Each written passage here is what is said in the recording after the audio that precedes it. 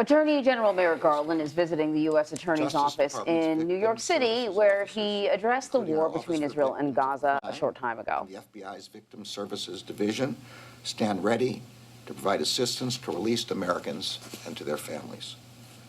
We also remain committed to working with our partners across the U.S. government to secure the return of all missing Americans, including those still held hostage.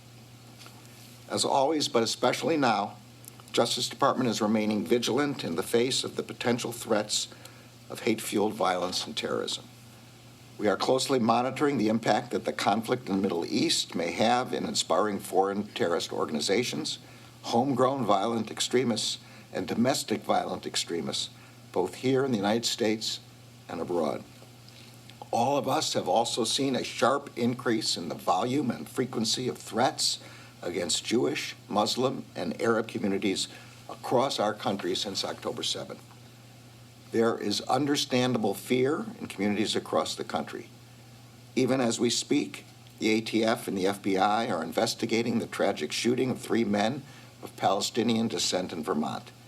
That investigation, including whether this is a hate crime, is ongoing.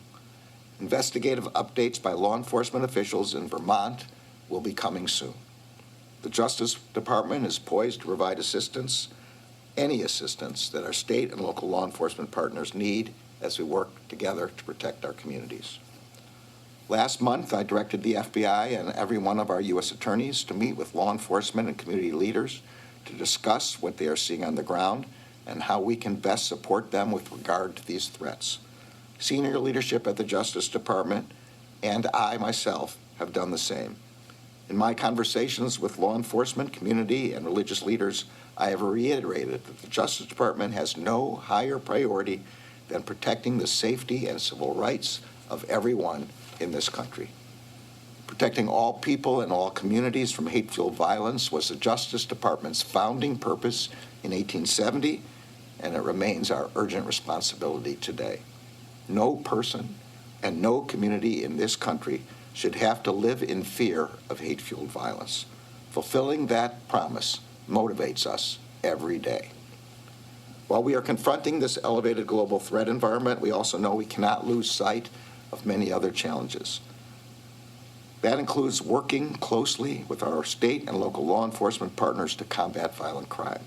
It includes working together to disrupt the flow of fentanyl, the deadliest drug threat that this country has ever faced. Earlier this year, this office charged 4 people after a 1-year-old boy tragically died from being poisoned by fentanyl at his daycare.